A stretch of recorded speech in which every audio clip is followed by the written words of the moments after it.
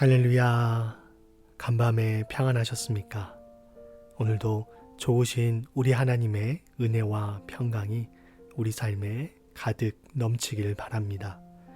4월 15일 목요일, 저희들에게 주신 하나님의 말씀은 구약성경 출애굽기 5장 22절부터 6장 13절까지의 말씀입니다.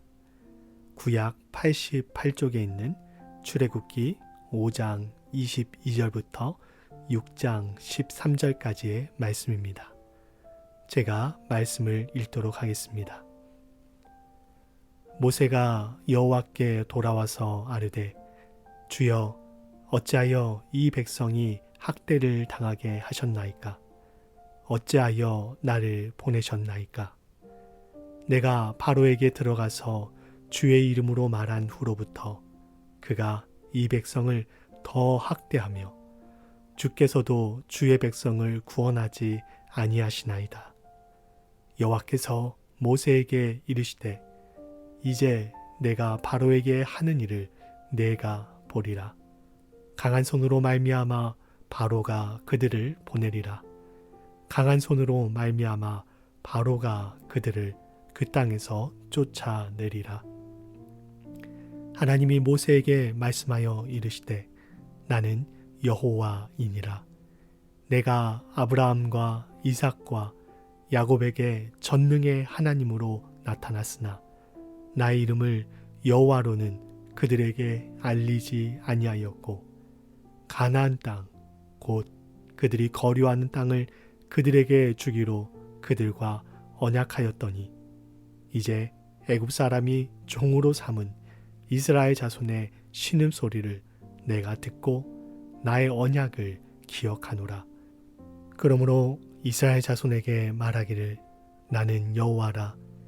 내가 애굽 사람의 무거운 짐 밑에서 너희를 빼내며 그들의 노역에서 너희를 건지며 편팔과 여러 큰 심판들로서 너희를 속량하여 너희를 내 백성으로 삼고 나는 너희의 하나님이 되리니, 나는 애굽 사람의 무거운 짐 밑에서 너희를 빼낸 너희의 하나님 여호와인 줄 너희가 알지라. 내가 아브라함과 이삭과 야곱에게 주기로 맹세한 땅으로 너희를 인도하고 그 땅을 너희에게 주어 기업을 삼게 하리라. 나는 여호와라 하셨다 하라. 모세가 이와 같이 이스라엘 자손에게 전하나 그들의 마음의 상함과 가혹한 노역으로 말미암아 모세의 말을 듣지 아니하였더라. 여호와께서 모세에게 말씀하여 이르시되, 들어가서 애굽 왕 바로에게 말하여 이스라엘 자손을 그 땅에서 내보내게 하라. 모세가 여호와 앞에 아뢰어 이르되, 이스라엘 자손도 내 말을 듣지 아니하였거든 바로가 어찌 들으리까? 나는 입이 둔한 자니이다. 여호와께서 모세와 아론에게 말씀하사 그들로 이스라엘 자손과 애굽 왕 바로에게 명령을 전하고 이스라엘 자손을 애굽 땅에서 인도하여 내게 하시니라. 아멘. 모세와 아론은 하나님의 말씀에 따라 바로에게 가서 이스라엘 백성을 보내라 라고 말했습니다. 하지만 바로는 이런 그들의 말을, 아니 하나님을 무시하며 이스라엘 백성들을 내보내지 않았습니다. 일로 인해 화가 난 바로는 이스라엘 백성들의 노역을 더 중하게 했습니다. 이전에는 벽돌을 만들 때 벽돌에 쓸 짚을 애굽에서 준비해 주었는데, 이제는 그것조차도 이스라엘 백성들이 준비를 해야만 하는 상황에 놓이게 되었습니다. 그럼에도 불구하고 예전과 똑같이 할당된 만큼의 벽돌을 만들어야 했지요.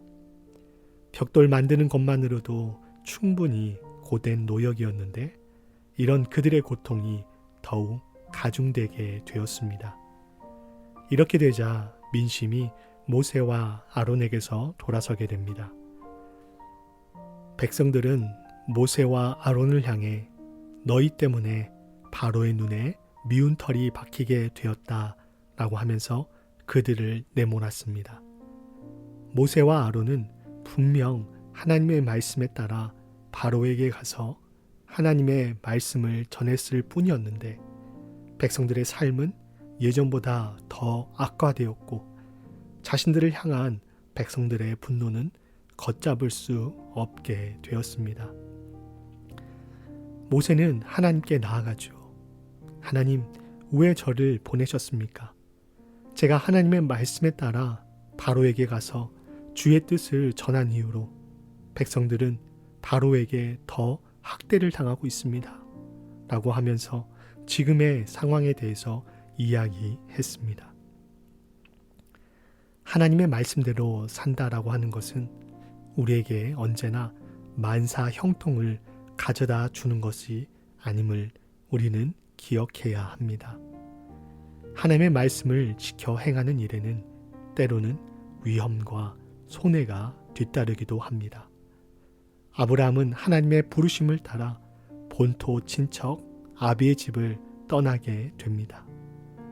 당시에 가족을 떠난다는 것은 또 먼 곳으로 여행을 간다는 것은 결코 쉬운 일이 아니었습니다. 여행을 가는 도중 도적과 강도의 위험을 만날 수도 있습니다. 또한 이민을 떠나온 우리도 경험한 바와 같이 가족과 떨어지는 큰 슬픔도 뒤따르지요. 지금이야 교통이 발달해서 마음만 먹으면 당장이라도 전 세계 어느 곳이라도 갈 수 있지만 당시에는 부모와 가족을 떠나 다른 곳으로 이주한다는 것은 앞으로는 다시는 만나지 못할 수도 있다는 것을 전제하는 것이었습니다. 구약의 여러 선지자들을 보십시오. 그들은 하나님의 말씀에 따라 사람들에게 회개를 선포했습니다. 그러나 하나같이 사람들에게 환영받지 못했지요. 예수님의 제자들 역시 땅끝까지 이르러 내 증인이 되라. 만민에게 복음을 전파하라는 예수님의 명령에 따라 복음을 전했지만 많은 제자들이 복음을 전하다가 순교를 당하게 되었습니다. 이처럼 하나님의 말씀을 따라 사는 것은 우리가 생각하는 만사 형통을 보장하지 않습니다. 그럼에도 불구하고 우리는 왜 하나님의 말씀을 지켜 행해야 하는 것일까요? 우리가 하나님의 말씀을 따라 살 때에 겪게 되는 손해, 피해보다 하나님의 구원하심의 은혜, 하나님의 돌보심의 은혜가 더욱 크기 때문입니다. 다른 모든 것을 얻는다 할지라도 정작 생명을 잃는다면 무슨 소용이 있겠습니까? 하나님께서 우리를 구원해 주신 그 은혜가 크기에 우리는 기꺼이 하나님의 말씀에 순종하며 살 수 있는 것입니다. 모세가 하나님께 간구하자 하나님께서 응답하시죠. 하나님은 내가 바로에게 하는 일을 네가 볼 것이다. 강한 손으로 말미암아 바로가 이스라엘 백성들을 보내게 될 것이다 라고 말씀하셨습니다. 하나님은 강한 손으로 우리를 지키시고 돌보시는 분이십니다. 그리고 이런 하나님의 강함은 출애굽기 7장 이후에 진행되는 애굽에 내리는 10가지 재앙으로 나타나게 되지요. 지난 출애굽기 묵상 본문 맛보기에서 김윤찬 목사님께서 말씀해 주신 것처럼 애굽에 내린 10가지 재앙은 그냥 재앙이 아니었습니다. 10가지 재앙은 애굽 사람들이 믿고 따르는 신들이었죠. 그리고 하나님께서는 이 10가지 재앙을 통해서 애굽이 믿고 따르는 신들은 헛된 우상이다, 아무것도 아니다 라는 것을 선포하여 주신 것입니다. 뿐만 아니라 자연까지도 통제하시는 모습을 통해서 하나님이 전능하신 분이라는 것을 선포한 사건이라고 할 수 있습니다. 우리 하나님은 그저 조금 힘 있는 그런 분이 아니십니다. 우리 하나님은 전능하신 분이십니다. 오늘 본문 3절에서 하나님께서는 모세와의 대화 중 자신을 전능의 하나님이라고 소개하고 계십니다. 애굽의 신들은 각기 자신들이 관할하는 영역이 정해져 있습니다. 하피, 이시스, 오리시스는 나일강의 신, 네게브는 땅의 신, 슈는 공기의 신, 세크메스, 이시스는 치료의 신, 누트는 하늘의 신, 라는 태양신. 이렇게 각 영역마다 신들이 있고 그 신들은 그 영역을 다스리고 있다라고 애굽 사람들은 믿었습니다. 하지만 하나님께서는 자신이 관할하는 영역이 정해져 있지 않으십니다. 하나님께서는 온 우주 만물을 관할하시고 통치하시고 다스리고 계십니다. 애굽 사람들이 믿고 따르는 그 신들, 나일강, 땅, 하늘, 공기, 태양 등은 모두 하나님께서 태초에 창조하신 창조물에 불과한 것들이죠. 그래서 하나님께서는 애굽에 내린 10가지 재앙을 통해서 너희들이 믿고 있는 그 신들은 내가 만든 피조물에 불과하다라는 것을 선언하고 계신 것입니다. 이처럼 우리가 믿는 하나님은 결코 작은 분이 아니십니다. 우리가 믿는 하나님은 세상의 어떤 우상과도 비교할 수 없는 그런 크고 놀라우신 전능하신 분이십니다. 또한 우리 하나님은 언약을 지키시는 분이시지요.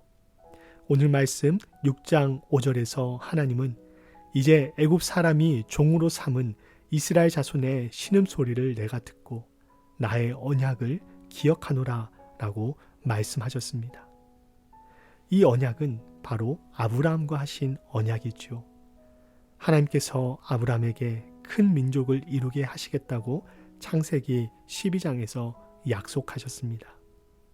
그리고 15장 12절 이하에서는 내 자손이 이방에서 객이 되어 그들을 섬기겠고 그들은 400년 동안 내 자손을 괴롭히리니 그들이 섬기는 나라를 내가 징벌할지며 그 후에 내 자손이 큰 재물을 이끌고 나오리라 말씀하셨습니다.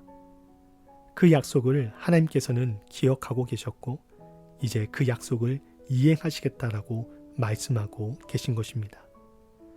사람들은 약속을 잊어버립니다. 기억하면서도 내 이익을 위해서 그 약속을 깨버리기도 하지요. 그러나 하나님은 그렇지 않으십니다. 하나님은 절대로 먼저 약속을 깨는 분이 아니십니다. 사람들이 약속을 깨트려도 하나님께서는 그 약속을 철저하게 지키시는 분이십니다. 전능하신 하나님께서 당신의 약속을 기억하시며 그 약속에 따라 고통 가운데 애굽에서 노역을 하고 있는 그들을 끄집어내시고 종되었던 이스라엘 백성들을 하나님의 백성으로 삼으시고 하나님은 그들의 하나님이 되시겠다라고 모세에게 말씀하셨습니다. 그리고 이 놀랍고 기쁜 소식을 백성들에게 전하라고 모세에게 말씀하셨습니다. 모세는 하나님의 말씀에 따라 이스라엘 백성들에게 하나님의 말씀을 전했지만 이전 바로가 내린 고역으로 인해 그들의 마음의 문은 닫혀 버렸습니다. 그래서 모세의 말을 듣지 않으려고 했습니다. 하지만 그럼에도 불구하고 하나님의 언약 이행은 멈추지 않았습니다. 하나님은 모세에게 바로에게 가서 이스라엘 자손을 그 땅에서 내보내라 라고 말하게 합니다. 하지만 모세 역시 이스라엘 백성들로 인해 마음이 상했던지 이스라엘 백성들도 자신의 말을 듣지 않았는데 하물며 바로라고 제 말을 듣겠습니까? 저는 입이 둔한 자이니라 라고 하면서 뒷걸음을 칩니다. 우리가 알기로 모세는 이스라엘 최고의 지도자 중 한 명이지요. 구약을 대표하는 인물입니다. 하지만 그런 인물이었던 모세였지만 그 역시도 처한 환경과 마주하게 되는 상황으로 인해서 영향을 받고 낙심하는 그런 연약한 존재였음을 우리는 본문을 통해서 발견하게 됩니다. 이런 모세의 모습을 보면서 우리가 인생을 살아가면서 의지해야 할 것은 어떤 뛰어난 인물이나 지도자, 괄목할 만한 업적과 성과를 이룬 사람이 아니라 우리의 창조주 되시고 온 우주 만물의 주인 되시는, 그리고 온 세상을 다스리고 계시는 전능하신 하나님, 강한 손과 펴신 팔로 우리를 지키시며 언약을 이행하시는 그 하나님만을 우리가 의지해야 된다라는 사실을 깨닫게 됩니다. 오늘 하루, 그리고 우리의 삶에서 의지해야 될 것은 뛰어난 사람도 어떤 환경도 아닌 오직 전능하신 하나님, 약속을 잊지 않고 지키시는 하나님, 강한 손과 펴신 팔로 우리를 지키시고 인도하시고 보호하시는 하나님인 줄 믿습니다. 오늘도 그 하나님을 신뢰하며 나아가는 우리 모두가 될 수 있기를 바랍니다. 함께 기도하시겠습니다. 살아계신 하나님, 하나님은 약속을 기억하시는 분이십니다. 그리고 그 약속을 지키시는 분이십니다. 우리가 하나님의 약속에 신실하지 않을 때에도 하나님은 그 약속에 신실하시며 끝까지 이행하시는 분이십니다. 그리고 강한 손과 펴신 팔로 우리를 지키시고 보호해 주시는 분이십니다. 우리가 믿는 그 하나님은 전능하신 하나님입니다. 그 하나님을 오늘도 우리의 삶에서 신뢰하며 나아갈 수 있도록 인도하여 주시옵소서. 세상의 어떤 뛰어난 인물이나 환경을 의지하는 것이 아니라 우리의 창조주 되시고 온 우주 만물에 통치하시는 전능하신 하나님만을 바라보고 의지하고 신뢰하며 나가는 그런 저희의 매 순간순간이 되게 하여 주시옵소서. 감사드리며 예수님의 이름으로 기도하옵나이다. 아멘.